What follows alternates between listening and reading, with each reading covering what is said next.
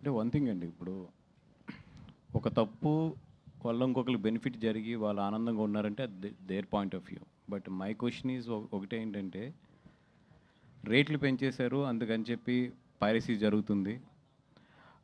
అందుకని ఆ పైరసీ చూడటం తప్పు కాదు అనే ఒక చిన్న యాటిట్యూడ్ అయితే ఇన్‌స్టాగ్రామ్‌లో వెళ్తుంది. ఓకే. ఎన్ని సినిమాలకి రేట్లు ఎక్కువున్నాయి? ఎన్ని సినిమాలకి రేట్లు తక్కువున్నాయి? అంటే ఒక 100 సినిమాలు రిలీజ్ అయితే రేట్లు బాగా ఎక్కువ ఉండే సినిమాలు మహా అయితే 10, 15 ఉంటాయి. ఒక 20, 25 ఉంటాయి. బట్ ఆ 25 సినిమాలే పైరసీ అవుతున్నాయా? ఆ 25 సినిమాలే పైరసీ అయ్యి ఆ 25 సినిమాలనే చూస్తున్నారా? లేదు కదా! మొత్తం అన్ని సినిమాలు చిన్న సినిమా అవ్వచ్చు, పెద్ద సినిమా అవ్వచ్చు, రూ. 100 టికెట్ ఉన్న సినిమా అవ్వచ్చు, రూ. 150 టికెట్ సినిమా అవ్వచ్చు, అన్ని సినిమాలని కూడా చూసేస్తున్నారు కదా!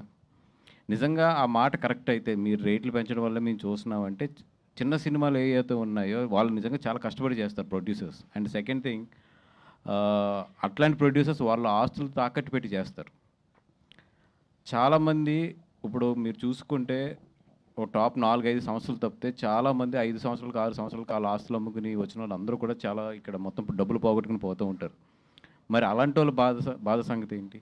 ఈ పైరసీ వల్ల చాలా మంచి సినిమాలు కూడా రెవెన్యూ లాస్ అయినాయి కదా!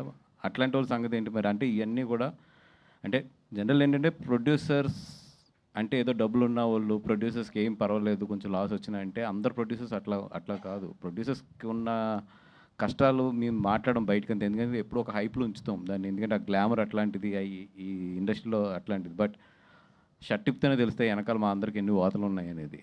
ఆ వాతలు మేము బయటికి చెప్పుకోలేము కాబట్టి అండ్ మన ప్రొడ్యూసర్స్ కూడా ఇప్పుడు అంత జరుగుతుంది. ఏది నేను కూడా చూస్తున్నా రీల్స్‌లో చాలా రీల్స్‌లో పర్వాలేదు ఇదేం తప్పు కాదు అది ఇది అని చెప్పి. ఎవరైనా వచ్చి గట్టిగా మాట్లాడతారేమో అని చూస్తున్నాను. వీళ్ళు కూడా ఓకే అన్నిటిలాగా దీన్ని కూడా వదులుతూ వెళ్ళిపోతున్నా కానీ అది జనాల్లో చాలా రాంగ్ సైకాలజీ తీసుకెళ్తది అది. అది చాలా డ్యామేజ్ అయిన తర్వాత అప్పుడు మాట్లాడుకుంటాం. అరే ఇలా అయింది, అలా అయిందని చెప్పి. అదేదో ఇట్లాంటివి మొదల్లో ఉన్నప్పుడే మాట్లాడితేనే బెటరు.